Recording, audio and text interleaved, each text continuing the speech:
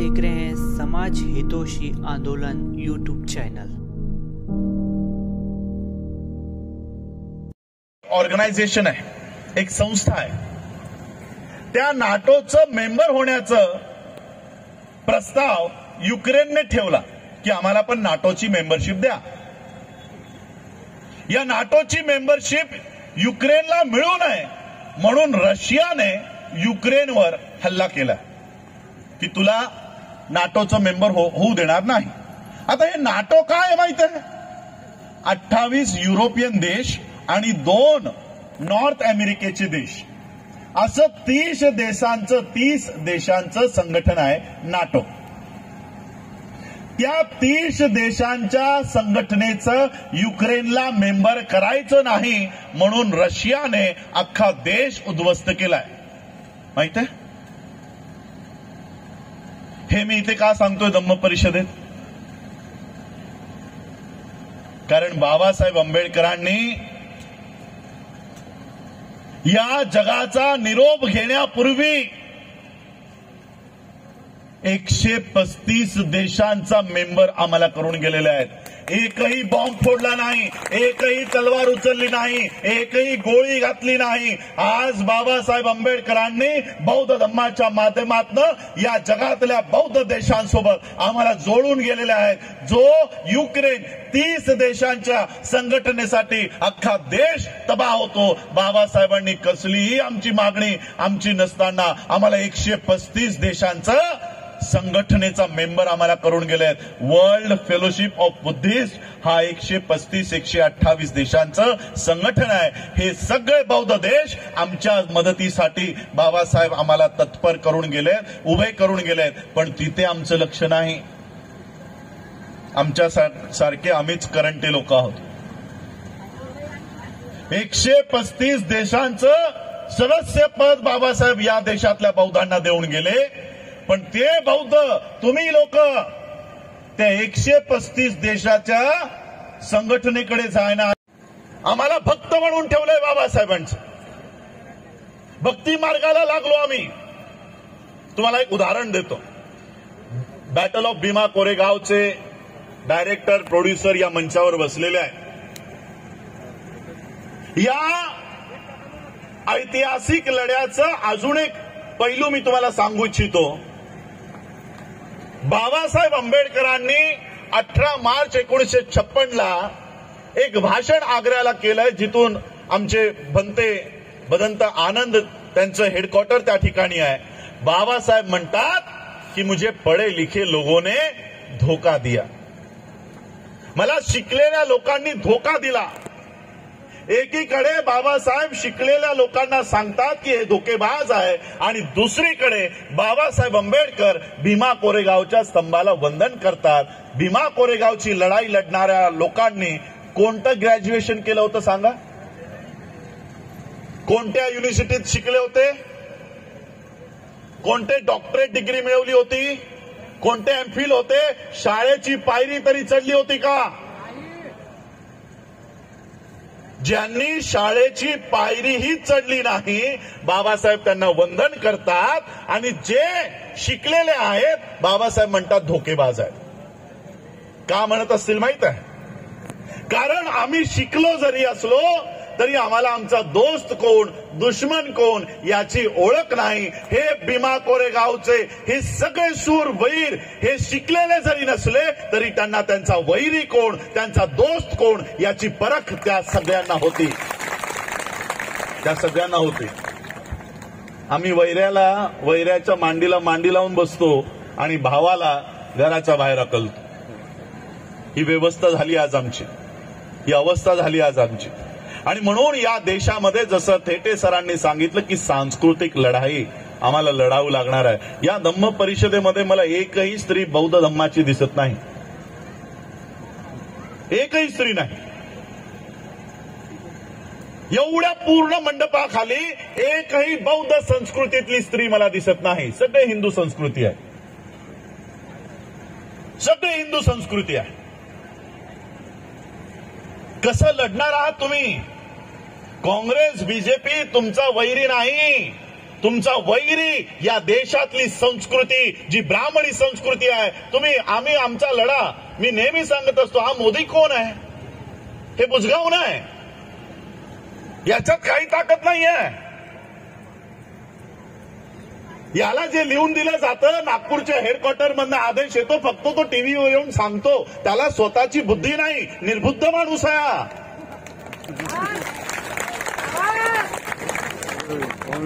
आमची मोहीम कधीही मोदी हटावची नाही आम्ही कधीही मोदी हटाव म्हणून नारे दिले नाही किंवा आंदोलन केले नाही कारण आम्हाला माहिती आहे एक मोदी हटवला तर दुसरा येऊन बसवतील मोदी हटवला योगी बसवतील योगी हटवला दुसरा कोणतरी बसवतील आणि म्हणून मोदी हटवून आमची प्रगती होणार नाही ज्या फॅक्टरीतून अशी लोक तयार होत आहेत ती हटवल्याशिवाय आमची या देशामध्ये प्रगती होणार नाही ही विचारांची लढाई आहे ही विचार बाबासाहेबांनी समता सैनिक दलाच्या माध्यमातून भारतीय बौद्ध महासभेच्या माध्यमातून आम्हाला दिली रिपब्लिकन पार्टी ऑफ इंडियाची संकल्पना बाबासाहेबांनी या देशासमोर ठेवली की तुम्हाला जर या देशाचं शासनकर्ता व्हायचं असेल तर या आरपीआयला उभं करा असा आरपीआय असल्याशिवाय या देशामध्ये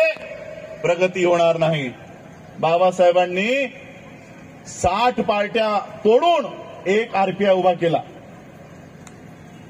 अखिलेश यादव माहितीये युपीचा त्याचा संस्थापक राम मनोहर लोहिया हा बाबासाहेबांच्या पार्टीचा कार्यकर्ता होणार होता 60 पार्ट्यांना एकत्रित करून बाबासाहेबांनी आरपीआय बनवला आम्ही महान लोक आहोत आम्ही बाबासाहेबांची एक पार्टी तोडली आणि 60 पार्ट्या बनवल्या आणि एकही आरपीआय नाही येतो नाव घेतलंय आरपीआय विचार आरपीआयचा नाही आजही या देशाला बाबासाहेबांचा आरपीआयच वाचू शकतो जर तो मूळ रूपात उभा राहिला तर त्याशिवाय या देशाला पर्याय नाही नाहीतर आज विरोधी पक्ष म्हणून या देशामध्ये आज केजरीवालला उभं केलं जात आहे मोदीला कोण हटवेल तो केजरीवाल आलं की नाही पुन्हा गांधी कमी झाला म्हणून केजरीवाल उभा केलाय एकीकडे ब्राह्मण दुसरीकडे बनिया आणि म्हणून आम्हा लोकांना संस्कृतीची लढाई लढावी लागणार आहे बाबासाहेबांनी आम्हाला बौद्ध केलं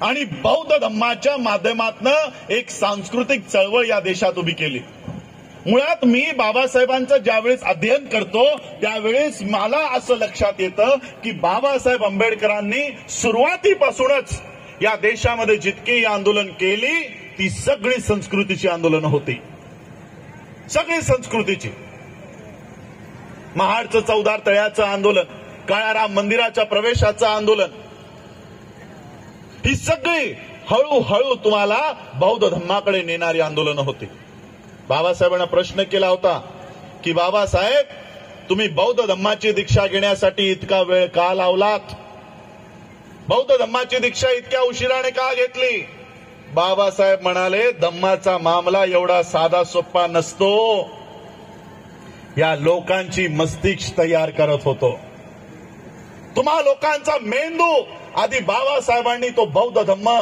स्वीकारण्यासाठी आधी तयार केला का निर्माण केलं 22 प्रतिज्ञा बाबासाहेबांनी कारण तुमच्या मेंदूत बसलेली जी घाण आहे ती निघाल्याशिवाय हा धम्म तुमच्या शरीरामध्ये घरामध्ये तुमच्या गल्लीमध्ये उभा राहू शकणार नाही ही संस्कृतीची लढाई आम्हाला लढावी लागणार आहे आज कारण माझा वेळ संपत चाललेला आहे मी अजून एक गोष्ट तुम्हाला सांगू इच्छितो की आजच्या या धम्म परिषदेच्या माध्यमातून बाबासाहेब आंबेडकरांनी किती मोठी व्यवस्था आम्हाला दिलेली आहे अनेक लोकांचं म्हणणं होतं की आमची लोक विखुरलेली आहेत गटातटामध्ये आहेत मी तुम्हा सगळ्यांना एक विनंती करतो तुम्ही सगळे कधी ना कधी विहारात गेले असाल जाता की नाही विहारामध्ये जाता सगळे महिला पुरुष विहारात जाण्यापूर्वी सगळ्यात पहिलं काम काय करता आपल्या चपला आणि बुट बाहेर ठेवता की नाही?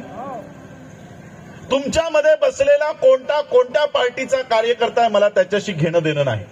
मंचावरही बसलेले कोणत्या पार्टीचे आहेत मला त्याच्याशी घेणं देणं नाही. ज्या पद्धतीने तुम्ही बौद्ध विहारामध्ये जाता आणि जाण्यापूर्वी आपल्या चपला आणि बुट बाहेर काढता, तसं मी तुम्हाला विनंती करणार आहे की बौद्ध म्हणून एकत्रित येत असताना आपले पक्ष बाहेर ठेवा आणि बौद्ध म्हणून एकत्रित बसा. बौद्ध म्हणून एकत्रित व्हा. आणि मी तुम्हाला सांगू इच्छितो, युवकांना, मंचावर बसलेल्यांना सगळ्यांना सांगू इच्छितो, तुमच्या राजकारणाचे झेंडे जे आहेत ना, हे तुमच्या तालुक्याच्या बाहेर नाहीत, तुमच्या जिल्ह्याच्या बाहेर नाहीत. जास्तीत जास्त राज्याच्या पुरते हे तुमचे झेंडे असतील. काही लोक म्हणतात बीजेपी राष्ट्रीय पार्टी आहे. अनेक राज्यांमध्ये बीजेपीचा झेंडा नाहीये, अनेक राज्यांमध्ये नाहीये. मी तुम्हा लोकांना सांगणार आहे, हे राजकारणाचे झेंडे जे तुमच्या तालुक्याच्या, तुमच्या जिल्ह्याच्या, तुमच्या राज्याच्या बाहेर नाहीत, असे झेंडे हातात घेण्याऐवजी हे जे धम्मध्वज इथे लावलेत ना, हा 135 देशांवर अभिमानाने फडकतो. तो झेंडा आपल्या हातामध्ये घ्या, तो झेंडा हातात घ्या. या देशातल्या ब्राह्मणी संस्कृतीतल्या लोकांना या धम्मध्वजाची ताकद माहिती आहे. आम्हा लोकांना माहिती नाही, आम्हाला माहिती नाही. जगामध्ये गेल्यानंतर या देशाच्या प्रधानमंत्र्याला बुद्धाचं नाव घेतल्याशिवाय पर्याय राहत नाही, असं आमचे पाहुणे बोलून गेले. ही खरी गोष्ट आहे. जो धम्म बाबासाहेबांनी आम्हाला दिलाय, तुम्हाला माहिती आहे, प्रधानमंत्री पदाचा पण त्याग करायला तयार आहे. केलं लालकृष्ण अडवाणीने विरोध केला, प्रेस कॉन्फरन्स घेतली, नवीन संघटन काढलं नाही. आणि आम्ही 10 लाख संघटनेमध्ये विखुरलेली लोक, आम्हाला साधं तालुका अध्यक्ष पद जर दिलं नाही तर आम्ही राजीनामा देतो आणि दुसरं संघटन काढतो.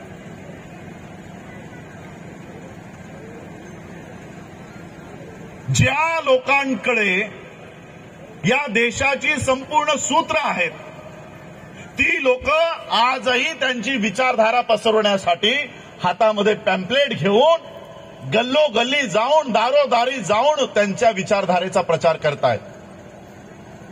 आम्ही 10 लाख संघटनेमध्ये असलेली लोक घराच्या बाहेर पडायला तयार नाही. आरएसएसची लोक, आम्ही जी 10 लाख संघटनेमध्ये विखुरलेली लोक आहोत, आज आमचं आचरण कसं आहे? आम्हाला जर साधं एक पद मिळालं नाही तर आम्ही एक नवीन संघटन काढतो आणि काम काय करतो? ज्या संघटनेमधून आम्ही बाहेर पडलोय, आधी त्याला शिव्या घालायचं काम करतो. आमचं काम काय? हा असा, तो तसा, एकमेकांचे पाय ओढायचं काम आम्ही या देशामध्ये करतो. 10 लाख संघटनेमध्ये विखुरलेली आहोत आम्ही. आणि 104 संघटनेची लोक, दुर्गा वाहिनीची व्यक्ती कधी एबीव्हीपीचा विरोध करत नाही. एबीव्हीपीचे लोक कधी बजरंग दलाचा विरोध करत नाही.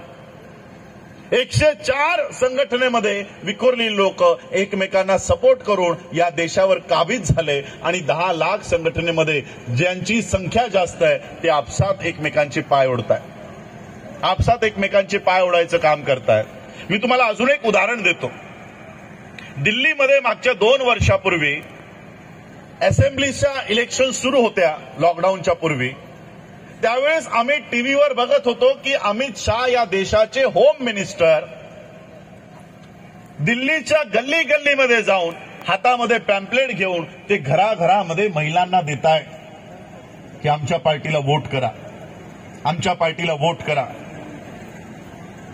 एक होम मिनिस्टर असलेला माणूस त्यांची विचारधारा पसरवण्यासाठी हातामध्ये कागद घेऊन गल्लोगल्ली जायला तयार आहे. आमच्याकडे साधं सरपंच पद नाही, तो होम मिनिस्टर आहे, रस्त्यावर उतरायला तयार आहे. आम्ही साधे सरपंच नाही, आम्ही गल्लोगल्लीमध्ये जायला तयार नाही. बनतेजींना बोलवावं लागतं, बनतेजी तुम्हीच जा गल्लीत. तुम्हीच जा. ते त्यांची विचारधारा पसरवण्यासाठी रस्त्यावर उतरून काम करायला तयार आहेत आणि आम्ही आमचं घरदार सोडायला तयार नाही. आमच्यामध्ये कालपर्यंत जातीवाद होता, आता संघटनवाद सुरू झालाय. अच्छा, हे त्याचं संघटन, त्याचा कार्यक्रम असेल तर मी येत नाही. हा बाळासाहेबांचा, हा आनंदराजचा, हा गवईंचा, हा आठवलेचा. मी तुम्हाला अजून एक उदाहरण देतो की कशा पद्धतीने ही लोक काम करतायत. तुम्हाला महाराष्ट्राचं उदाहरण देतो. देशाचं उदाहरण कदाचित तुम्हाला लक्षात येणार नाही. महाराष्ट्राचं उदाहरण, शिवसेना ही पार्टी आज सत्तेमध्ये आहे, त्यांचा मुख्यमंत्री आहे उद्धव ठाकरे. आता ती सत्ता हवी होती बीजेपीला, ती त्यांना मिळाली नाही, म्हणून बीजेपीची लोक शिवसेनेची सत्ता घालवण्यासाठी 24 तास काम करतायत. माहित आहे, दोघांमध्ये दुश्मनी आहे, फडणवीस आणि उद्धव ठाकरेमध्ये. पण तोच चंद्रकांत पाटील नावाचा आरएसएसचा बीजेपीचा पदाधिकारी म्हणतो की आम्ही हिंदुत्वासाठी कधीही एकत्रित आहोत. आमचं भलंही राजकीय भांडण असेल, आम्ही हिंदुत्वासाठी एकच आहोत. यात मी त्यांना दूषण देत नाही, मी तुम्हाला सांगायचा प्रयत्न करतोय. उद्धव ठाकरेकडे मुख्यमंत्री पद आहे, ते पद घेण्यासाठी फडणवीस षडयंत्र करतोय, पण ती दोघंही हिंदुत्वासाठी एकत्रित होत आहेत. तुमच्याकडे असं कोणतं पद आहे जे तुम्ही एकमेकांशी भांडताय? सांगा. हा बाळासाहेबांचं, हा आठवलेचं. बाळासाहेबांच्या कोणत्या माणसाकडे मुख्यमंत्री पद आहे दाखवा मला. आठवलेंचा कोणता इथे माणूस मंत्री बसलाय दाखवा. ते त्यांचं मुख्यमंत्री पद असतानाही हिंदुत्वासाठी एकत्रित होतात. तुमच्याकडे साधं सरपंच पद नाही, मग तुम्ही बौद्ध म्हणून एकत्रित का होऊ शकत नाही? बौद्ध म्हणून का एकत्रित होऊ शकत नाही? तुम्हाला कोणी रोखलंय? मी त्यांना चुकीचं म्हणत नाहीये, त्यांच्याकडनं आम्हाला शिकलं पाहिजे. जी व्यवस्था बाबासाहेबांनी आम्हाला सांगितली की ही तुम्ही अशा पद्धतीने उभी करा, त्याच्यावर आरएसएस काम करत आहे. आमच्याकडे काय आहे माहिती आहे? आमच्याकडे बाबासाहेबांचा फोटो आहे, आमच्याकडे बाबासाहेबांची अस्थी आहे, आमच्याकडे बाबासाहेबांचे पुतळे आहेत. खरे बाबासाहेब आरएसएसने कधीच हिसकावून नेलेत आणि ते बाबासाहेबांच्या विचारावर त्यांनी हा देश काबीज केला. मला रोखतो. आरएसएसने 125 जयंती 365 पूर्ण देशामध्ये, जसं आता तुम्ही एक कृती समितीचं नाव घेतलं, डॉक्टर बाबासाहेब आंबेडकर कृती समिती, आंबेडकर नाव आलं याच्यामध्ये, ही एक संस्था आली. अशा पद्धतीने भारतामध्ये 1 लाखाहून अधिक संघटना फक्त आंबेडकर नाव असलेल्या आहेत. बुद्धाच्या नावाच्या संघटना वेगळ्या, महात्मा फुलेंच्या नावाच्या संघटना वेगळ्या, शाहू महाराजांच्या नावाच्या वेगळ्या, शिवाजी महाराजांच्या नावाने वेगळ्या, संभाजी राजेंच्या नावाने वेगळ्या, माता रमाईंच्या नावाने वेगळ्या, सावित्रीमाई फुलेंच्या नावाने वेगळ्या. असं करत करत ज्या लोकांची संस्कृती हरवलेली आहे अशा बहुजनांची या देशामध्ये 10 लाखाहून अधिक संघटना काम करतायत. किती? 10 लाखाहून अधिक तुमच्यात संघटना आहेत. इथून मी जर एखादं फूल उचलून मारलं ना, ते एखाद्या राष्ट्रीय अध्यक्षाला जाऊन लागेल. एवढे राष्ट्रीय अध्यक्ष बसलेत आमच्यामध्ये आज. संघटन तालुक्याच्या बाहेर नाही, संघटन तालुक्याच्या बाहेर नाही, पण तो राष्ट्रीय अध्यक्ष आहे. अशा आमच्याकडे 10 लाखाहून अधिक संघटना या देशामध्ये आमच्या महापुरुषाच्या नावाने काम करतात. आता गणित आपण बघूया. 10 लाखाचा आकडा मोठा की 104 आकडा मोठा? मग 10 लाखांचं वर्चस्व 104 संघटनांवर असायला हवं की नाही? संख्येने तुमच्या संघटना जास्त आहेत, RSS नावाचं एक संघटन आहे. त्या संघटनेच्या एकच संघटन आहे. त्या संघटनेच्या फक्त 104 वेगवेगळ्या विंग्स आहेत. महिलांसाठी दुर्गा वाहिनी, विद्यार्थ्यांसाठी ABVP, राजकारणासाठी BJP. अशा RSSने 104 वेगवेगळ्या शाखा तयार केलेल्या आहेत. आता 10,000 संघटनांचं वर्चस्व 104 संघटनांवर असायला हवं की नाही? कारण संख्येने तुम्ही जास्त आहात. आता मला सांगा, या देशामध्ये, भारतामध्ये गणितही उलट झालेलं आहे. 104 आकडा मोठा आहे आणि 10 लाख लोकांची, 10 लाख संघटनांची कुठे गिनतीच नाहीये. आहे तुमची गिनती कुठे? 10 लाख संघटनेमध्ये विखुरलेले आम्ही लोक, आमची कुठे गिनती नाही. आमचा सरपंच नाही, आमचा नगरसेवक नाही, आमचा आमदार नाही, आमचा खासदार नाही, आमचा मंत्री नाही. आणि 104 संघटनेमध्ये विखुरलेली लोक, त्यांचा प्रधानमंत्री आहे, त्यांचा होम मिनिस्टर आहे, त्यांचा राष्ट्रपती आहे. 104 संघटनेत विखुरलेली लोक. मग हे गणित उलट कसं झालं? कसं उलट झालं त्याचं जे उत्तर आहे तेच आमचं अपयशाचं कारण आहे. 104 संघटनेमध्ये विखुरलेली लोक वेगवेगळ्या विंगमध्ये जरी काम करत असतील, ते आपल्या विचारधारेशी गद्दारी करत नाहीत. ते आपल्या संस्कृतीशी गद्दारी करत नाहीत. आणि आम्ही 10 लाख संघटनेमध्ये विखुरलेली लोक, आम्हाला आमची विचारधाराच माहिती नाही. आम्हाला माहिती नाही आम्हाला जायचंय कुठं, आम्हाला नक्की करायचं काय आहे.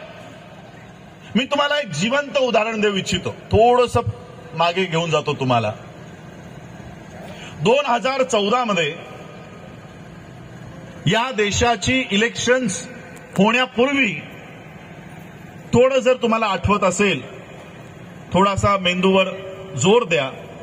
मला सांगा, नरेंद्र मोदी या व्यक्तीला प्रधानमंत्री पदाचा दावेदार घोषित करण्यापूर्वी बीजेपीचा प्रधानमंत्री पदाचा उमेदवार कोण होता? लालकृष्ण अडवाणी. माहितीये? तर काही लोकांना तर लालकृष्ण अडवाणी नावही माहिती नसेल. लालकृष्ण अडवाणी नावाचा सगळ्यात वरिष्ठ बीजेपीचा RSSचा कार्यकर्ता हा या देशाचा प्रधानमंत्री पदाचा दावेदार होता. RSS नावाच्या संघटनेला काय वाटलं माहिती नाही. त्यांना वाटलं, काही लोकांना कदाचित अडचण होत असेल की मी राजकारणावर का बोलतो. मी राजकारणावर बोलू इच्छित नाही आणि बोलतही नाहीये. माझा विषय तो नाहीये. मी एक गोष्ट तुम्हाला समजवण्याचा प्रयत्न करतोय. RSSच्या मोहन भागवतला वाटलं की आपण जर लालकृष्ण अडवाणीला प्रधानमंत्री पदाचा दावेदार म्हणून पुढे केलं तर आपल्याला एवढी मतं मिळणार नाहीत. कदाचित आपण जिंकू शकणार नाही. आणि म्हणून त्यांनी एका रात्रीत लालकृष्ण अडवाणीला मागे घेतलं आणि नरेंद्र मोदीला प्रधानमंत्री पदाचा दावेदार केला. बरोबर आहे? काही चूक नाहीये या गोष्टीमध्ये. ज्या दिवसापासून नरेंद्र मोदींना प्रधानमंत्र्याचा दावेदार केलं ते आज 2022 पर्यंत मला तुम्ही सांगा, लालकृष्ण अडवाणीने किती वेळा विरोध केला? एकदा तरी विरोध केला? काय बीजेपी लालकृष्ण अडवाणी नावाची पार्टी काढली? BJP bracket LK Advani.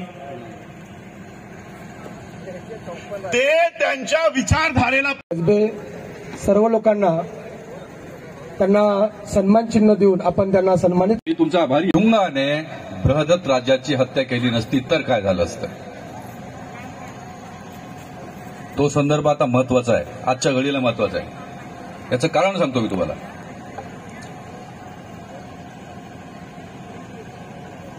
याचं कारण असं आहे की आम्ही आता ते सर्व विसरून गेलो जे बाबासाहेबांनी आम्हाला सांगितलं होतं. काय सांगितलं होतं बाबासाहेबांनी? कि look back at your society. बनते जी मैं ज्यादा बात नहीं करूंगा. मैं आप बैठ रहे हैं मैं दिल्ली आपसे मिलने आया था भंते जी। हाँ, तो with your permission thank you.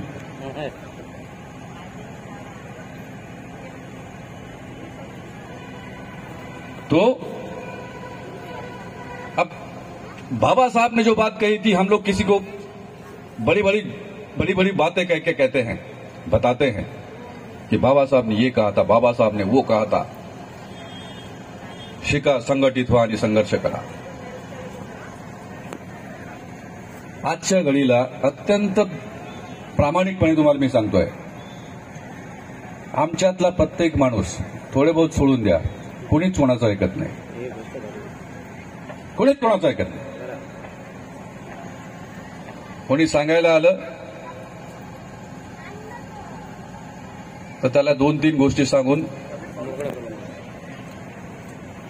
विसरून गेलो। Look back it your society, दीक्षाभूमीवर बाबासाहेबांनी म्हटलं होतं ते आम्ही सगळं विसरून गेलो। बाबासाहेबांनी हे म्हटलं होतं की तुमच्या समाजातले आम लोगों को बाबा साहब ने ये कहा था कि आपके बीच में जो मिशनरी लोग हैं, आप उनको तवज्जो देना, आप उनकी बात मानना। मिशनरी लोग और बड़े बड़े लोगों को यह कहा था बाबा साहब ने कि आपको अपने समाज की सेवा करना है। This is not a political statement that I am making, ही सामाजिक संदर्भावरती बोलतोय, पण हे होताना दिसत नाही। आता मग मार्ग काय आहे? 2024 तुम्ही म्हणतायत, गोष्ट खरी आहे। 370 कलम रातोरात हटवलं गेलं होतं, रातोरात।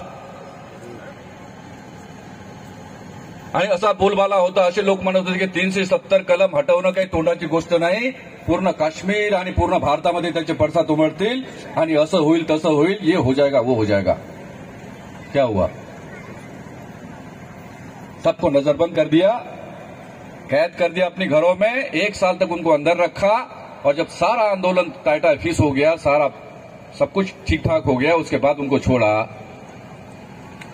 जब 370 हट सकता है तो आपका आरक्षण भी हट सकता है। Be prepared for that, I tell you, ध्यान रखना। और ऐसे ही सोए रहेंगे तो वो दिन दूर नहीं, वो दिल्ली दूर नहीं है, क्योंकि 2024 आ रहा है। 2024 येते आहे, आम्ही झोपेत मस्तीत आहोत आम्ही, आमच्याजवळ पैसे आहेत। बाबासाहेबांनी नोकरी दिली, हा नोकरीपेक्षा समाज, त्यांच्याजवळ पैसे आहेत। पण ज्यांच्याकडे पैसे आहेत, आता जर तुम्ही असेच झोपेत राहिलात तर तुमच्या घरातून जितकी तुमची संपत्ती आहे, जे पैसे आहेत, सगळं आहेत, ते एक दिवस कोणी उचलून घेऊन जाईल, तुम्ही काहीच करू शकत नाही। You will not be able to do anything, and this is the biggest danger that we are going to face. आणि जर असं होऊ द्यायचं नसेल तर एकच पर्याय आहे, सांस्कृतिक आंदोलन। The battle of Bhima Koregaon जब रिलीज हो जाएगी, आप देखना, घर घर का बच्चा, हमारी ये माताएं बहनें यहां पे बैठी हैं, आप लोग बैठे, आप देखना जरूर इस फिल्म को। और जब इस तरह की the battle of Bhima Koregaon जैसी फिल्में आपको देखने को मिलेगी तो आपका खून खोलना वाजिब है। लेकिन उससे भी बड़ी बात मैं कह रहा हूं कि आपकी अकल ठिकाने पे आएगी, इंक्लूडिंग मी। आणि म्हणून the battle of Bhima Koregaon जेव्हा तुमच्या समोर येईल तेव्हा तुम्ही बघाल, मला खात्री आहे गोष्टीची। अरे दे दनादन दन, अत्याचारी की ऐसी की तैसी चुन। कौन थे अत्याचारी? क्या जाति थी उनकी? और आज जो अत्याचारी है उनकी जाति क्या है? एक ही है। There is no change, and if you want to have a change, अगर आपको इसको बदलना है तो सांस्कृतिक आंदोलन का झंडा अपने हाथ में लेना चाहिए। आरटीएफएल मेरे नाम से कंपनी है, रमेश टेटे फिल्म लिमिटेड, जो इसका निर्माण कर रही है। आंबेडकरवाद को बचाना है तो हमारा नारा है, क्या नारा है? आरटीएफएल से जुड़ जाइए। मैं चाहता हूं एक एक व्यक्ति, हमारे समाज का व्यक्ति इसलिए जुड़ना चाहिए। पैसे कमाने की कोई बात नहीं है।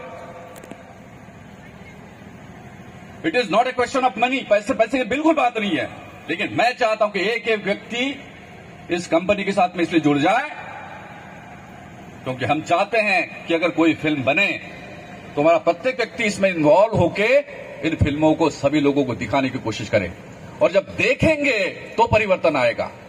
फिल्म बड़ी बनाने से क्या होता है? 50 करोड़ से बड़ी फिल्म है ये, the battle of Bhima Koregaon. सबसे ज्यादा पैसा मैंने लगाया, मेरे पास था इसलिए लगाया, मतलब आज भी है।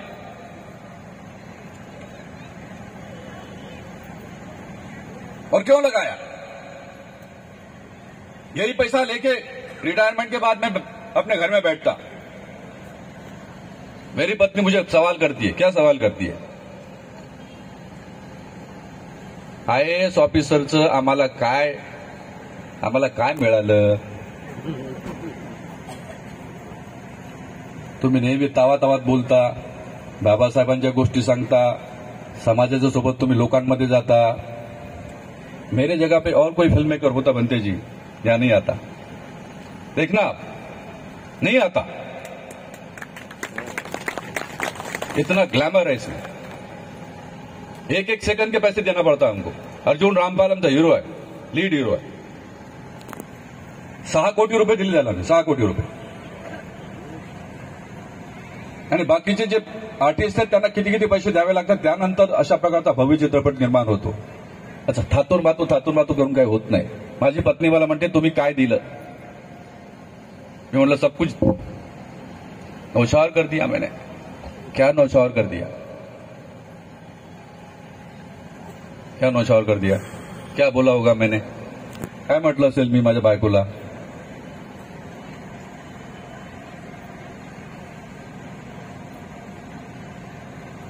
सन्मान असा मिळत नाही मित्र, असा मिळत नाही। तुम्हाला त्याग करावा लागतो, आणि मी माझ्या ऐश्वर्याचा त्याग केला, आणि त्यागातून जे बाबासाहेबांचं ऋण आहे त्यातून मुक्त होऊ शकत नाही। तुम्ही नाही होऊ शकत, मी होऊ शकत नाही। परंतु जर मी हे केलं नाही तर एक दिवस तर सगळ्यांना जावं लागतं। काहीतरी करून जा, समाजाला काहीतरी देऊन जा। तुमच्या जवळ जे आहे ते देऊन जा तुम्ही। तुम्हाला आत्मिक समाधान लाभेल। मैत्रीची भावना तुमच्या मनामध्ये निर्माण झाली पाहिजे, तुमच्या समाजाच्या बांधवांसाठी तुमच्या मनामध्ये निर्माण झाली पाहिजे, तेव्हा या जगण्यामध्ये मतलब असतो। यस्मिन् जीवति जीवंती भावा सतु जीवती काको अपि किम न कुरुते चंचुआ सोदरपूर्ण। हे संस्कृतचे सुभाषित आहे। संस्कृत शिकवणाऱ्या एका प्रोफेसरनी मला हे सांगितलं होतं। माझं संस्कृत होतं ग्रॅज्युएशनला।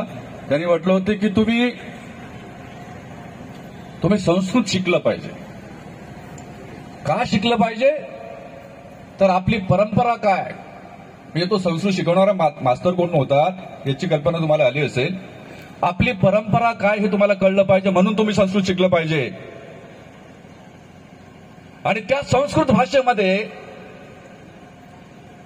जे लिहिले गेलेले ते बाबासाहेबांनी वाचलं, आणि बाबासाहेबांनी त्याची समीक्षा केली। आणि म्हणून रिडल्स इन हिंदुइझम हे जे बाबासाहेबांनी जे ग्रंथ लिहिले आहेत त्याच्यामध्ये एक एक गोष्ट जर तुम्ही वाचली असेल ना, तुम्हाला याची कल्पना येईल। तुमचं तसं तगडं वाचन असलं पाहिजे, याच्यातून जे निर्माण होतं, तुमचं डोकं निर्माण होतं। त्या आधारावरती मी माझ्या बायकोला म्हटलं होतं की मी काय दिलं? मी सन्मान दिला। आणि आज सन्मान जर तुम्हाला प्राप्त करायचा असेल तर तुम्हाला त्याग केला पाहिजे। नुसतं पैसे देऊन समाजाची सेवा करा हे मी म्हणणार नाही। तुमचा 100% तुमच्याजवळ जो वेळ आहे, जो समय आहे, तो समय तुम्ही समाजासाठी दिला पाहिजे। आणि हा जर तुम्ही समय आणि धम्मदान दिलं तर हा समाज पुढे जाईल। 70,000 लोकसंख्या उमरेड विधानसभा मतदारसंघामध्ये आहे। 70,000 इथले आमदार कोण आहेत तुम्ही लक्षात घ्या। पॉलिटिकल नाहीये, मी सामाजिक बाब म्हणतोय तुम्हाला। कोण ऐकतंय तुमचं?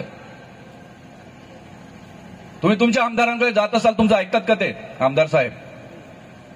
मी 6 वर्ष 6 डिपार्टमेंटचा प्रिन्सिपल सेक्रेटरी होतो मध्य प्रदेशमध्ये. I know how government works, you know, मला माहित आहे. ऐकतात का ते तुमचं? नाही ऐकत. जागरूक झाले पाहिजे. बाबासाहेबांना विसरू नका, मी एकच म्हणतो. आणि बाबासाहेबांना फक्त असा उदो आणि अशा कार्यक्रमांमध्ये बाबासाहेबांचं नाव घेऊन घरी गेल्यानंतर सगळं विसरून जाणं आणि पुन्हा तेच करणं, असं जर करत असाल तर या धम्म परिषदांचा काय अर्थ नाही. काय अर्थ नाही, अजिबात नाही. यूपी में क्या हुआ सर बंटी जी? पॉलिटिकल नहीं है, पॉलिटिकल नहीं है. What happened in UP? And why did it happen? क्यों हुआ यूपी में ऐसा? एक ही नहीं है. इधर से आर बहन जी है, मुख्य पार्टी बीएसपी, वामन मेश्राम साहब आ गए, चंद्रशेखर साहब आ गए, और फलाने आ गए, ठिकाने आ गए, समाज की ऐसी की तैसी. अरे क्या कर रहे हो मेरे भाई? ऐसा यहाँ पे भी है. यहां पर भी है. अरे आप क्या कर रहे हो? इतना बड़ा समाज, क्या चलती आहे आपकी? किती आमदार आहे तुमचे महाराष्ट्रामध्ये? आणि कोण ऐकतंय तुमचं? जा तुम्ही कलेक्टरच्या तिथे जा, तुम्ही कलेक्टर ऐकतो का तुमचं? Why? Because you have no political power. ऐकतच नाही कोणी. आमच्याकडे आमदार लोक यायचे, सत्तारूढ पक्षाचे आमदार. शिवराज सिंह चौहान मुख्यमंत्री, आताही तेच मुख्यमंत्री आहेत.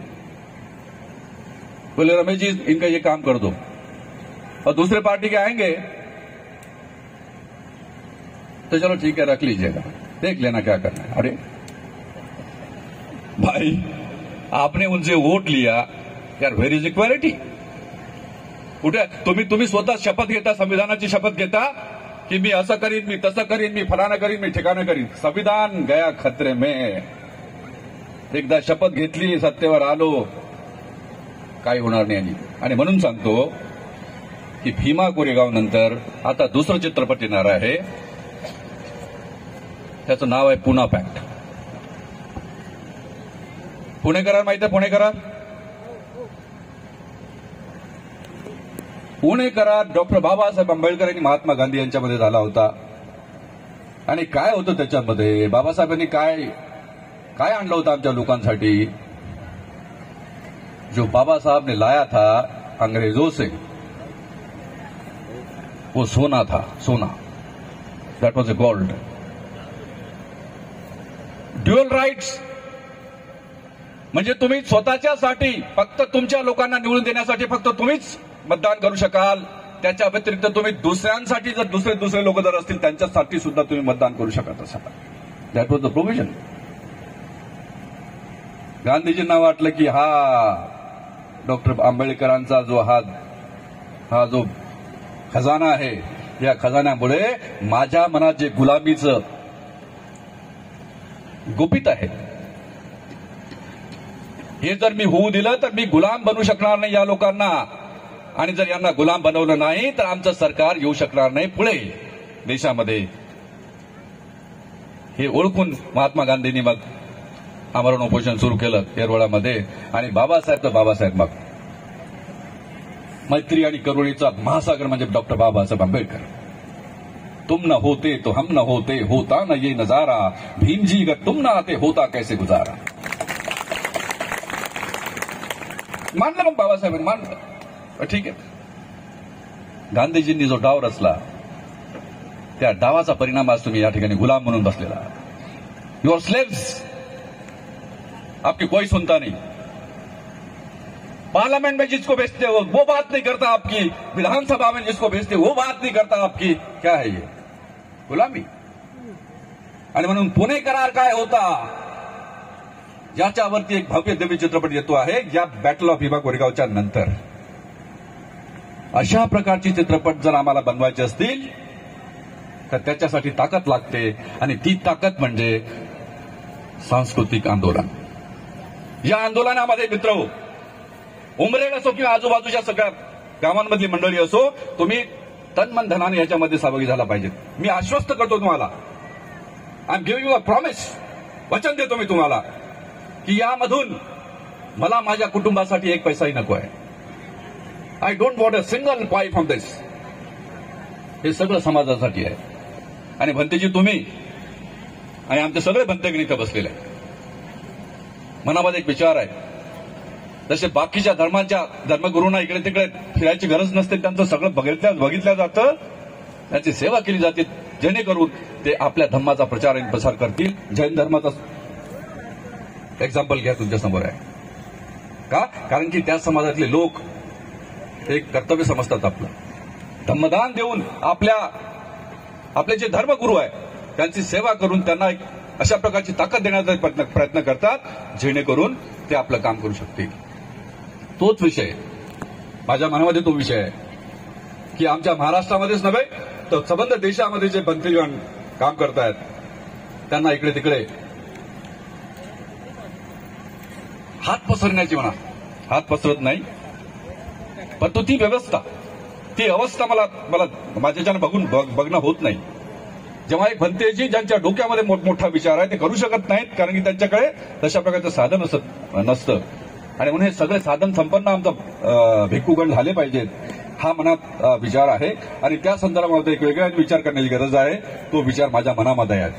आणि म्हणून समाजाला दिशा देण्याचं काम सांस्कृतिक आंदोलन आणि आमचा बौद्ध धर्म कसा वाढला पाहिजे, त्याचं समर्थन कसं केलं पाहिजे, आणि आमचे भिक्खूगण यांना कशी ताकद मिळाली पाहिजे, याच्यासाठी बौद्ध धर्माचं काम, हे दोन विषय घेऊन समोर जायचं आहे. मला तुमच्या सहकार्याची अपेक्षा आहे. मी काय सहकार्य काय म्हणतोय, तुम्ही डायरेक्ट या सांस्कृतिक आंदोलनामध्ये सहभागी व्हा. आणि मी तुमच्यातले जे होतकरू लोक आहेत, होतकरू जे चाहे सरकारी नोकरीमध्ये असतील, कोणी व्यापार करत असतील, विद्यार्थी असतील, सगळे लोक जे आहे या आंदोलनामध्ये तुम्ही सहभागी व्हा, जेणेकरून आंबेडकरवाद बरकरार राहील, त्याला क्षती कुठल्याही प्रकारची पोहोचणार नाही. कारण की यांच्या मनामध्ये जे मनसुबे आहेत, या लोकांच्या मनामध्ये मनसुबे आहेत, या देशामधून आंबेडकरवादाला हद्दपार करण्याचा मनसुबा या लोकांनी रचलाय. तुम्हाला त्याची कल्पना नाही. I know how RSS works. आणि म्हणून आरक्षण आणि आंबेडकरवाद हे दोन शत्रू आहे या लोकांचे. या दोन गोष्टींना नेस्तनाबूत करण्याचा डाव या लोकांच्या मनामध्ये आहे. तो जर होऊ द्यायचा नसेल तर सांस्कृतिक आंदोलनामध्ये तुमची मला साथ हवी आहे. मी एकटा नाही, 5 लाख लोकांना, या कंपनीमध्ये 20 लाख शेअर्स आहेत. मी बनवली कंपनी, माझे पैसे आहेत, परंतु ते समाजाचे झाले पाहिजे हा विचार माझ्या मनामध्ये आहे. आणि म्हणून काय की 20 लाख शेअर्सपैकी 5 लाख शेअर्स मी समाजातल्या लोकांना मी देऊ इच्छितो. किंमत 1400 रुपये का शेअरची किंमत आहे. आणि त्याचबरोबर तुम्ही ऑफिशियली या आंदोलनाशी जोडलेला मला पाहायचं आहे, जेणेकरून तुम्हाला वाटेल की हे आंदोलन आमचं आहे. कुठलाही पिक्चर राहील, कुठला मोठा असो, छोटा असो, रिजनल असो, हिंदी असो किंवा अन्य कुठल्या भाषामध्ये हा चित्रपट असो, आमच्या पूर्ण संबंध भारतामध्ये जे लोक आहेत त्या लोकांनी याला साथ दिली पाहिजे. म्हणजे घराघरामध्ये हा विषय पोहोचला पाहिजे, जेणेकरून आमची जी पुढची पिढी आहे त्या पिढीला एक दिशा मिळेल. आणि म्हणून होतकरू लोकांनी या आंदोलनामध्ये सहभागी व्हावं, खांद्याला खांदा लावून काम करावं. ज्यांना नोकऱ्या नाहीत, पर्टिक्युलरली ज्यांना नोकऱ्या नाहीत, असे जर युवक असतील त्यांना सुद्धा या आंदोलनामध्ये सहभाग घेऊन त्यांना मानधन देण्याचा विचार माझ्या मनामध्ये आहे. आणि तो वेगळा विषय आहे. परंतु या निमित्तानं आपल्या सगळ्यांच्या समोर हे बोलण्याचा मला चान्स दिला. समाज अपना इतिहास नहीं जानता, वो कभी इतिहास नहीं बना सकता. ये बताते हो हाँ, ये तो सही है. बोले झूठ बोल रहे हो. Now listen to me, listen carefully. त्यांचं असं म्हणणं आहे की जो इतिहासच नाही तो इतिहास तुम्ही जगासमोर मांडता. बोले ऐसा युद्ध, ऐसा बैटल जो हुआ ही नहीं, आप उस पर फिल्म बना रहे हो. हिम्मत देखिए. और बोले हम इसका पुरजोर विरोध करेंगे. मैं करो, आपको बाबा साहब ने अधिकार दिया. और जिस बाबा साहब ने शौर्य स्तंभ पर जाकर ये कहा था, जो मैंने अभी अभी आपको बताया, कि जो लोग अपना इतिहास नहीं जानते वो कभी इतिहास नहीं बना सकते। आखिर उन्होंने ये क्यों कहा? और पूना का बामन बाबा साहब के सामने क्या लगता है? I am not talking against anybody, you know, this is not a statement against anyone, but against that culture who tries to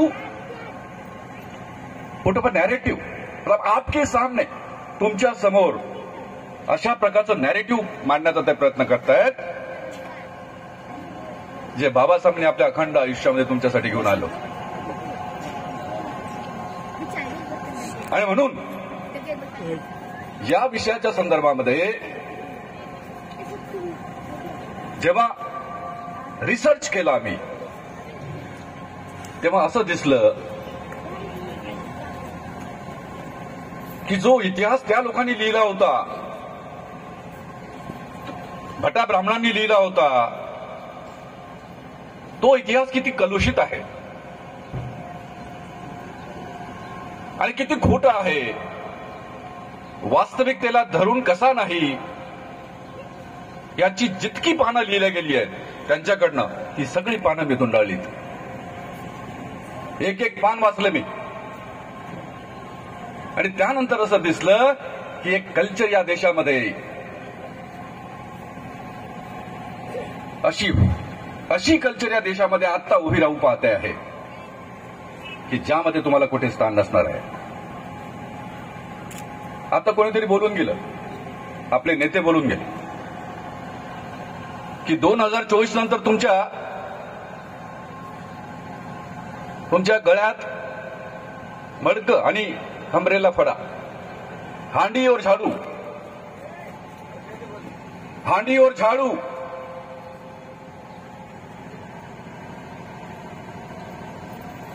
ये टांगी जाएगी. आणि का हे कसं शक्य आहे? शक्य आहे का? घाबरू नका. शक्य यासाठी नाही कारण की या मातेवरती डॉक्टर बाबासाहेब आंबेडकरांनी जन्म घेतला. आणि लक्षात ठेवा, तुमच्या मुलांना तुम्ही जे शिकवत आहात ते शिकवण आणि ते शिक्षण जे त्यांना शाळांमध्ये महाविद्यालयांमध्ये मिळतं त्याच्या व्यतिरिक्त एक असं शिक्षण आहे जे तुम्ही त्यांना दिलं पाहिजे. मी सुद्धा एका मजुराचा मुलगा आहे. माझ्या वडील दोन्ही अंताबहाद्दर. एका छोट्याशा गावामधून अजूनही माझ्या गावामध्ये 3री पर्यंत शाळा आहे. तिथून शिकून मी IAS झालो होतो. ऑल इंडिया 7th रँक होती माझी तेव्हा in my batch. How can it happen? कैसा पॉसिबल आहे? This is because of doctor Babasaheb Ambedkar. आणि मी बाबासाहेबांची पुस्तकं वाचली माझ्या महाविद्यालयीन शिक्षणामध्ये.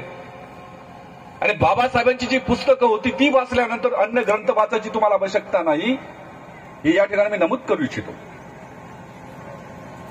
आणि तुमची संस्कृती काय, तुमचा विचार काय, तुमचं अधिष्ठान काय आणि तुमचे संदर्भ काय आहेत याचा विचार जर तुम्ही केला तर तुम्हाला एक गोष्ट लक्षात ठेवली पाहिजे कि हा बदलता काळ आहे. समय तेजी से बदल रहा है और तेजी से बदल रहा है, इसलिए आंबेडकरवाद खतरे में है.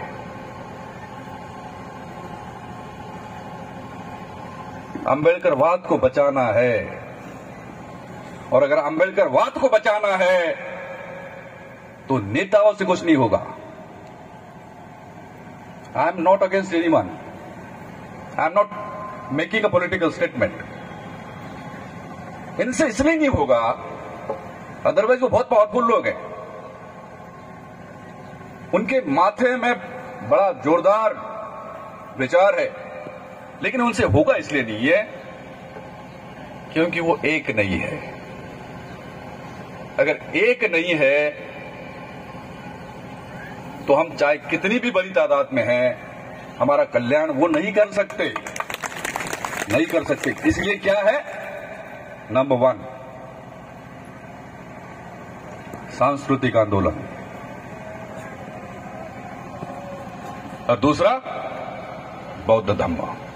दो ही चीजें। End this 2 things will save you. तुमची जी अस्मिता आहे त्या अस्मितेचं रक्षण करण्याची ताकद या दोन व्यवस्थांमध्ये आहे, एक बौद्ध धम्म आणि दुसरं सांस्कृतिक आंदोलन। मी आता सांस्कृतिक आंदोलन मी याच्यामध्ये आहे। मी 2020 मध्ये रिटायर झालो, त्यानंतर the battle of Bhima Koregaon याच्याबद्दल मी विचार केला, आणि त्याच्यापूर्वी 5 वर्षापासून मी याच्यावरती विचार करत होतो। आणि विचार मी यासाठी केला की आपल्या लोकांना माहीत पाहिजे की त्यांचा इतिहास काय आहे। फक्त भीमा कोरेगाव हा विषय नाही, भीमा कोरेगाव हा विषय नाही। तुम्ही एकदम अतिप्राचीन काळामध्ये जर गेलात तर पुष्यमित्र शुंग नावाचा एक व्यक्ती होता। पुष्यमित्र शुंग नाव ऐकलं तुम्ही? हुशार लोक आहात तुम्ही। काय केलं त्यांनी? आपल्या रे रंजल्या आणि गांजल्यांचा दीनदाता होता रे। गाणं ऐकलं तुम्ही? ते गाणं माझं आहे। ते गाणं मी लिहिलं, मी गायलं, आणि माझ्यासोबत अनुराधा पौडवाल त्यांनी सुद्धा गायलं। दुसरं गाणं, रंग दिला तू चित्र काढिले, झाले घरटे छान, बाबा तू जगाची शान। ऐकले? तिसरं गाणं, पुढारी बहकला रे आमचा पुढारी बहकला। ऐकला? अरे त्याच शिल्पकार कॅसेटमध्ये आहे। ठीक आहे। बाबासाहेबांच्या मुव्हमेंटमध्ये अनेक लोक आहेत। या मंचकावर खूप लोक बसलेली आहेत। त्यांची भाषणं तुम्ही ऐकली। मी काही कोणी नेता नाही, मी पुढारी नाही, मी एक सामान्य व्यक्ती आहे, आणि बाबासाहेबांच्या विचारांचं रक्त माझ्या अंगामध्ये सळसळत आहे। आणि म्हणून me the battle of Bhima Koregaon हा चित्रपट घेऊन येतोय तुमच्यासाठी। पुण्याच्या एका ब्राह्मणांनी मला फोन केला होता, आणि फोन करून त्यांनी मला म्हटलं कि बोले थेटे जी आप फिल्म बना रहे हो, ऐसे सब्जेक्ट पे आप फिल्म बना रहे हो। प्रगतीकडे गेला, म्हणून आपल्या सर्व तरुण युवकांना युवतींना विनंती आहे की आपण बौद्धाचा विचार, बौद्धाचे संस्कार काही जास्त येत नसेल तर 30,085 घेऊन जर आपण बाहेर निघालो तर आपल्या अडचणी येणाऱ्या अनेक जॉब असेल, अनेक सक्सेस असेल,